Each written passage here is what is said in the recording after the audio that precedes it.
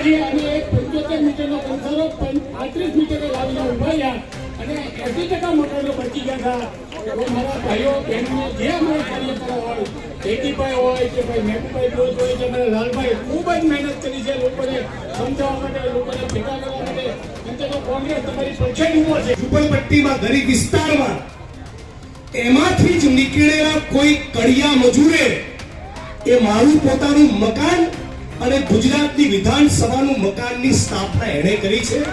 એ બિલ્ડિંગના પાયામાં લોહીનો પરસેવો એ મજૂરનો છે.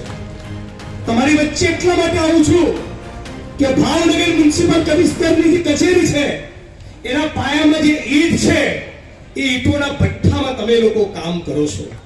તમારામાંથી કોઈ ચણતર પ્લાસ્ટરનું કામ કરે છે, કોઈ ઈંટોના ભઠ્ઠામાં છે, કોઈ કેમિકલની ફેક્ટરીઓમાં છે, કોઈ ખેત મજૂરી કરતા કરતા બાપ દાદા સિહોરના કે ઘોઘાના કોઈ ગામમાંથી વર્ષો પહેલા આવી ધારાસભ્ય આવીને પૂછવું જોઈએ. ચૂંટણી સમયે તો આવે છે ને, ઘેર ઘેર આવે છે ને.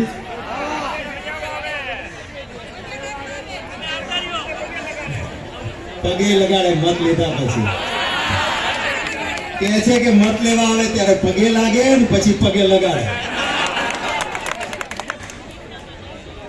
પરંતુ આ જેમની સામે આપણે એકત્રિત થયા છીએ બાબા સાહેબ વિરોધ પક્ષના નેતા અને જે 1000 માણસોની રેલી સાથે અહીંયા ઉપસ્થિત થયા છે એવા જયદીપસિંહ ગોહિલને વિનંતી કરું કે તેઓ બે શબ્દો કહે.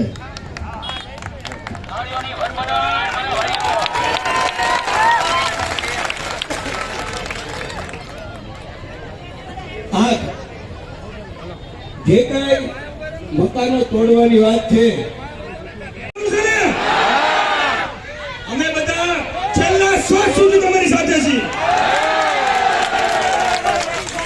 અને આમ નામ આપણે સૌ આગેવાનોનો આભાર માનીએ કે અમારા માટે તમામ આગેવાનો પહેલી હરોળના અહીં ઉપસ્થિત રહ્યા છે.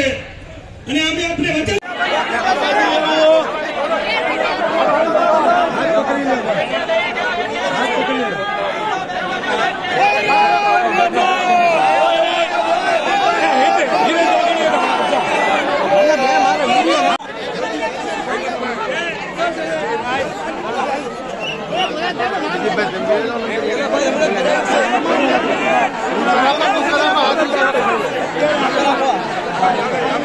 हाथ